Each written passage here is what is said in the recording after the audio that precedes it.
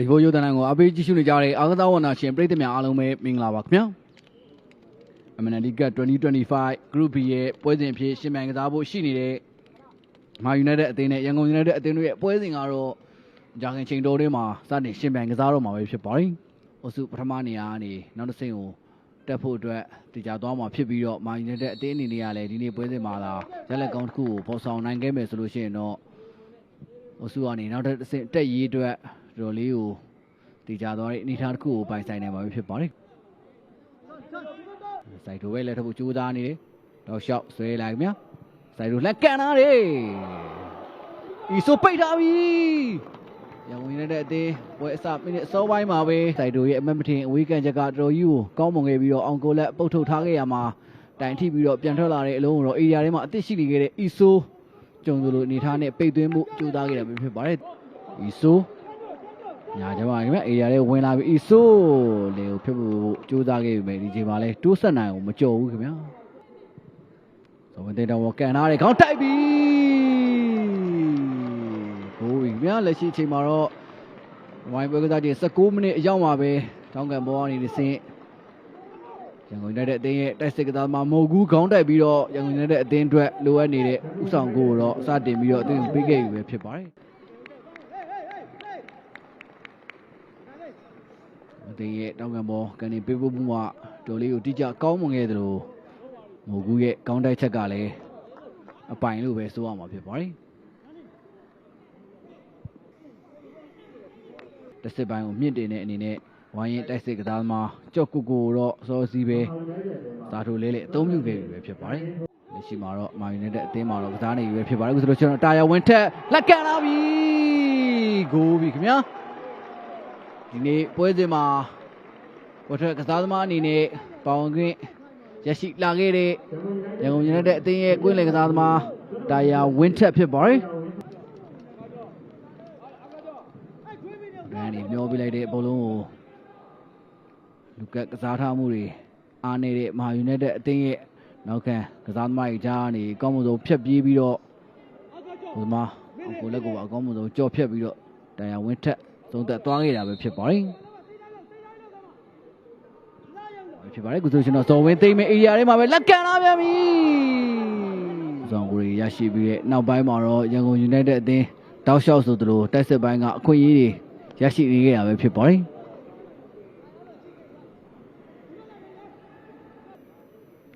ဒီလိုရှင်တော့စိုက်တိုတော့ရှောက်ပဲဆွဲပြေးလာခဲ့ပြန်ပြီ။မိုးကူ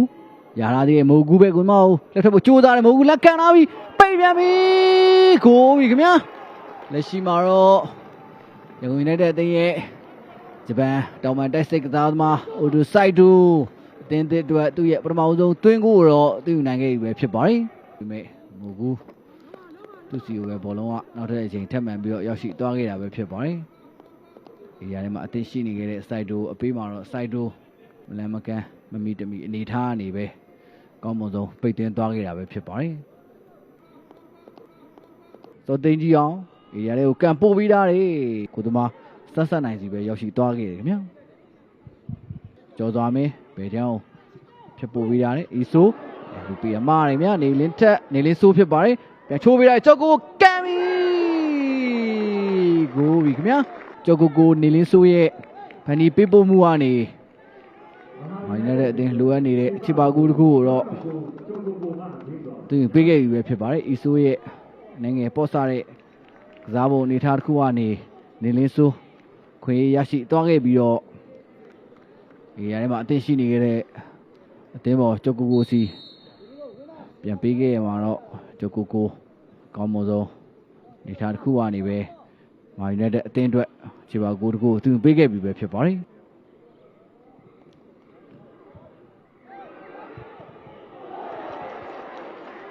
လက်ရှိမှာတော့အီဆိုစောပိုင်းကသူ့ရဲ့ပေါ်စတာတွေကစားပုံနေထားတစ်ခုကနေပြမသိန်းကိုခြေပါကိုပြန်လည်ခွင့်ပြုရပြီးနောက်ပိုင်းမှာတော့မိနစ်ပိုင်းအတွင်းမှာပဲနောက်ထပ်ဥဆောင်ကိုတကူသူပေးခဲ့ပြီပဲဖြစ်ပါတယ်။တိုင်ဝင်ထက်ရဲ့လေကိုဖြစ်ပေးမှုကိုအောင်ကိုလက်ဒါစီဖို့ကြိုးစားမှာကျွန်တော်မတည်တဲ့အနေအထားတစ်ခုကနေအီဆို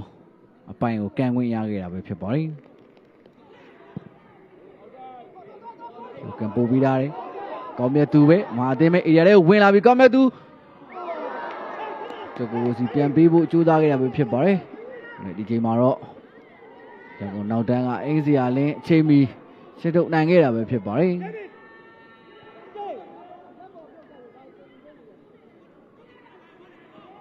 ဒီလင်းစုတော့ရှောက်ပဲရှူမျောပေးတာကျော်ကိုအေရီယာထိတ်ဆက်မှာပဲချိုးပေးတာပြန်ပြီးပိတ်ဖို့ချိုးသားတယ်ဂိုးပြီခင်ဗျာဒီမှာလေဘိုင်းမာတွေကနှစ်သိန်းပေါင်းအပြန်အလှန်တွင်းကို6ဂိုးထိကိုပြိသက်တွေမြင်တွေ့ခဲ့ရပြီပဲဖြစ်ပါတယ်ဒီချိန်မှာတော့ကျော်ကိုရဲ့အကောင်းဆုံးပေးပို့မှုကနေ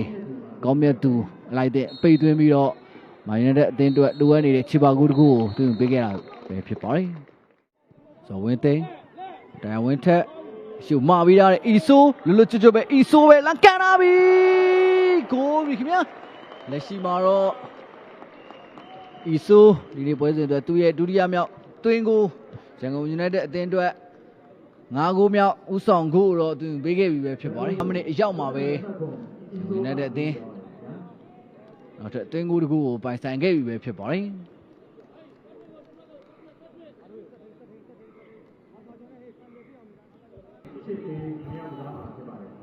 မြတ်သူတွေကိုပြဖို့ကြိုးစားခဲ့ပြီမယ်ဒီချိန်မှာတော့အီရစ်စာဒူဦးလေမြတ်ဒီမဲ့တော့မကန်ပေးတာတွေကောင်းတိုက်တာပြီလင်းဆိုးအပိုင်ကောင်းတိုက်ခွင့်ရရှိခဲ့တာပဲဖြစ်ပါတယ်ဒါပေမဲ့လင်းဆိုးရဲ့ကောင်းတိုက်ချက်ကိုတော့ရန်ကုန်ယူနိုက်တက်အသင်းရဲ့ကိုသမားစန်းဆက်နိုင်ပုတ်ထုတ်ပြီးတော့ကာကွယ်နိုင်ခဲ့တာပဲဖြစ်ပါတယ်ကောင်းမြတ်သူပဲနေတွေကိုဆွဲဝင်လာပြီးလက်ကန်တာတွေပါရင်ထိပြီးတော့ပြန်ထွက်လာခဲ့တာပဲဖြစ်ပါတယ်မဟာယူနိုက်တက်အသင်းရဲ့ခြေပါကူရရှိဖို့အတွက်တိုက်စစ်ဆင်မှုတစ်ခုကိုကျွန်တော်မြင်တွေ့ခဲ့ရတာပဲဖြစ်ပါတယ်အာကာကျော်ယူမျောပြီးသားတယ်တောက်လျှောက်ပဲခြေအေးကိုလိုက်လံတားဆီးဖို့ကြိုးစားရင်းနဲ့မာယူနိုက်တက်အသင်းရဲ့တင်းကောင်းဆောင်တိုးဆက်နိုင်အနေငယ်တန်ရရှိသွားခဲ့တာပဲဖြစ်ပါတယ်ပိုင်မယ်ကောင်းစီသူရလာပြီများကောင်းစီသူပဲလက်ကန်လာပြီဖြစ်ပါတယ်ဒီချိန်ကောင်းစီသူရဲ့ကန်ချက်ကိုတော့မာယူနိုက်တက်အသင်းရဲ့ကိုသမားအောင်ကိုတက်ကောင်းဆုံးလက်စွမ်းပြပြီးတော့ပုတ်ထုတ်ကျော်ကိုအားအီဒရစ်စာဒူဝင်ရောက်ပေါ်အနေငယ်ကျန်တဲ့အနေထားတစ်ခုမှာမာယူနိုက်တက်အသင်းကပြစ်ဒဏ်ပေါ်ကန်ခွင့်ရမှာဖြစ်ပါတယ်စောင့်ကြည့်ကြပါမယ်ကျော်ကိုလန်ကန်လာတယ်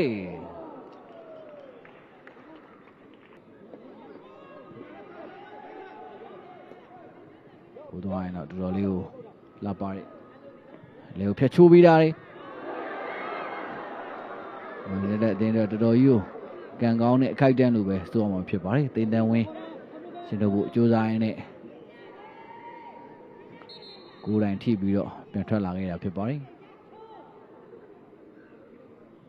မျိုးပါသွားပြီမြကောင်းစီသူတောက်လျှောက်ပဲပြဆွဲလာပြီကောင်းစီသူပဲအေးရမှာလက်ကန်လာပြီ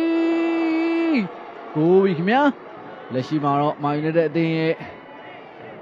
ပေါ်စာရိကစားပုံအနေထားတစ်ခုအနေပဲရန်ကုန်ယူနိုက်တက်အသင်းရဲ့လူစားဝင်တိုက်စစ်ကစားသမားကောင်းစီသူဒီငိုတကူတော့သူပေးခဲ့ပြီပဲဖြစ်ပါတယ်ဒါကြောင့်မို့လို့လက်ရှိမှာတော့ရန်ကုန်ယူနိုက်တက်အသင်းက6ဂိုး2ဂိုးဆိုတဲ့ရလက်တစ်ခုနဲ့ပဲပွဲကိုတော့ပြည့်စုံသားသားဥဆောင်သွားခဲ့ပြီပဲဖြစ်ပါတယ်ရထိတ်ဆက်မှာပဲပက်ထရစ်ကျော်ကိုဝင်ပြန်တွေ့တာလက်ကန်လာတယ်ကျော်ကိုနဲ့ပက်ထရစ်အတွဲဆက်ကနေတဆင့်ကျော်ကိုကန်တဲ့ဘိုးအတွက်ကြိုးစားခဲ့ရပဲငယ်တန်ရခဲ့ရပဲဖြစ်ပါတယ်ဘရန်ဒါကိုလက်ကန်လာတယ်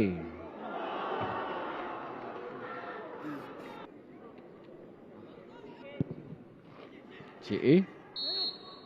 အားသာဝန်လာရှင်ပြည်တယ်များကျွန်တော်အစီအကံတင်ဆက်နေစဉ်အတွင်းမှာပဲမာယူနိုက်တက်အသင်းနဲ့ရန်ကုန်ယူနိုက်တက်အသင်းတို့ရဲ့ပွဲကစားချိန်မိနစ်90ရာပြည့်မြောက်သွားခဲ့ပြီပဲဖြစ်ပါတယ်ကျွန်တော်ရဲ့ဒိုင်ထိုးတင်ဆက်နေမှုကိုဒီမှာပဲရန်နာခွင့်ပြုပါခင်ဗျာ